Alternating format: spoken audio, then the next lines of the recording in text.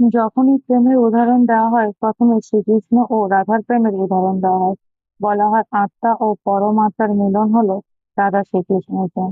শৈশব থেকে শ্রীকৃষ্ণ রাধাকে ভালোবাসতেন। শ্রীকৃষ্ণ ৮ বছর বয়সে উভয়ে প্রেম অনুভব করেছিলেন। রাধা শ্রীকৃষ্ণের ঐশ্বরিক গুণাবলী সম্পর্কে জানতেন। রাধা সারা জীবন তার মনে প্রেমের স্মৃতি তৈরি করেছিলেন। এটাই তাদের সম্পর্কের সবচেয়ে বড় সৌন্দর্য। শাস্ত্রে বলা আছে যে শ্রীকৃষ্ণ তার জীবনে দুটি জিনিস সবচেয়ে বেশি ভালোবাসতেন। শ্রীকৃষ্ণ এই দুটি জিনিস একে অপরের সাথে গভীরভাবে সম্পর্কিত ছিল এবং সেগুলি ছিল বাঁশি এবং অপরটি হলো রাধা। রাধা তার বাঁশির ধ্বনিতে শ্রীকৃষ্ণের প্রতি আকৃষ্ট হন। শুধু রাধার কারণে শ্রীকৃষ্ণ বাঁশি নিজের কাছে রাখতেন। শ্রীকৃষ্ণ ও রাধা মিলন হয়তো হয়নি, কিন্তু বাঁশি সবসময় দুজনকে এক সুতোয় বেঁধে রাখে। কৃষ্ণের প্রতিটি বর্ণনায় অবশ্যই একটি বাঁশি রয়েছে। বাঁশি রাধার প্রতি কৃষ্ণের ভালোবাসার প্রতীক। পৌরাণিক কাহিনী অনুসারে মামা কংস বলরাম ও কৃষ্ণকে আমন্ত্রণ জানালে রাধা প্রথমবার ভগবান কৃষ্ণের থেকে বিচ্ছিন্ন হয়েছিলেন। বৃন্দাবনে লোকেরা যখন এই খবর শুনল, তারা খুব দুঃখিত হলো। শ্রীকৃষ্ণ যখন মথুরায় যাচ্ছিলেন, তার আগেই রাধার সাথে দেখা হয়েছিল। রাধা শ্রীকৃষ্ণের মনে প্রতিটি কার্যকলাপ জানতেন। শ্রীকৃষ্ণ রাধাকে বিদায় জানিয়ে চলে গেলেন।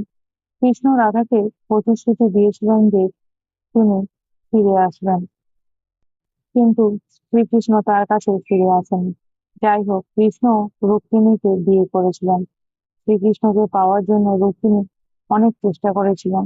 রুক্মিণী তার ভাই রুক্মিণীর বিপরীতে গিয়ে শ্রীকৃষ্ণকে বিয়ে করেছিল। রাধা যেভাবে শ্রীকৃষ্ণকে ভালোবাসতেন, রুক্মিণীও তেমনি করে। রুক্মিণী শ্রীকৃষ্ণের কাছে একটি প্রেমপত্র পাঠিয়েছিলেন, যাতে লেখা ছিল যে তিনি এসে তাকে এখান থেকে নিয়ে যান। এরপর কৃষ্ণ রুক্মিণীর কাছে গিয়ে বিয়ে করেন। কৃষ্ণ বৃন্দাবন ত্যাগ করার পর থেকে রাধাও বর্ণনা কমে যায়। রাধা এবং কৃষ্ণ যখন শেষবারের মতো দেখা হয়েছিল, রাধা কৃষ্ণকে বলেছিল যে যদিও তিনি তার কাছ থেকে দূরে চলে যাচ্ছেন, তবুও সর্বদা রাধা কৃষ্ণের কাছেই থাকবেন। এরপর কৃষ্ণ মথুরায় গিয়ে কংস ও অন্যান্য রাক্ষসদের হত্যা করে তার কাজ সম্পূর্ণ করেন। এরপর কৃষ্ণ প্রজাদের রক্ষা করার জন্য দ্বারকায় যান। এরপর তিনি দ্বারকাধীশ নামে পরিচিত হন। কৃষ্ণ বৃন্দাবন ত্যাগ করলে রাধার জীবনে শূন্য মরে যায়। রাধার বিয়ে হয় এক যাদবের সাথে। রাধা তার বিবাহিত জীবনের সমস্ত আচার অনুষ্ঠান সম্পূর্ণ বৃদ্ধ হন। তিনি তার মন তখনও তার মন তখনও কৃষ্ণের জন্য নিবেদিত ছিল। রাধা স্ত্রী হিসাবে সমস্ত দায়িত্ব পালন করেছিল। একই সময় শ্রীকৃষ্ণ তার ঐশ্বরিক দায়িত্ব পালন করেছিলেন। রাধা যখন তার সমস্ত দায়িত্ব থেকে মুক্তি পেয়েছিলেন, তখন তিনি তার প্রিয় কৃষ্ণের সাথে শেষবারের মতো দেখা করতে যান। তিনি দ্বারকায় যাওয়ার পর রুক্মিণী ও সত্যভামার সাথে কৃষ্ণের বিবাহের কথা জানতে পারেন, কিন্তু তিনি মোটেও নিরাশ হননি। রাধাকে দেখে কৃষ্ণ খুব খুশি হলেন। দুজনেই অনেকক্ষণ ইশারায় একে অপরের সঙ্গে কথা বললেন। কানহার শহরে দ্বারকায় রাধাকে কেউ চিনত না। কৃষ্ণ রাধাকে তার অনুরোধে প্রসাদের সেবিকা হিসাবে নিযুক্ত করেছিলেন। রাধা সারাদিন রাজপ্রাসাদে থেকে সব কাজ করতেন। রাধা সুযোগ পেলেই কৃষ্ণের সাথে দেখা করতেন, কিন্তু রাধা শ্রীকৃষ্ণের সাথে আগের মতো আধ্যাত্মিক সংযোগ অনুভব করেননি। তাই তিনি প্রাসাদ থেকে চলে যাওয়ার সিদ্ধান্ত নিয়েছিলেন। তিনি এমন সিদ্ধান্ত নিয়েছিলেন যাতে তিনি অনেক দূরে যাওয়ার পরে শ্রীকৃষ্ণের সাথে আবার গভীর ঘনিষ্ঠ সম্পর্ক স্থাপন করতে সক্ষম হন। তিনি জানতেন না তিনি কোথায় যাচ্ছেন, কিন্তু ভগবান শ্রীকৃষ্ণ জানতেন। সময়ের সাথে সাথে রাধা একাকী এবং দুর্বল হয়ে পড়ে। তখন রাধার প্রয়োজনে ভগবান শ্রীকৃষ্ণ। শেষ মুহূর্তে ভগবান শ্রীকৃষ্ণ তার সামনে হাজির হলেন।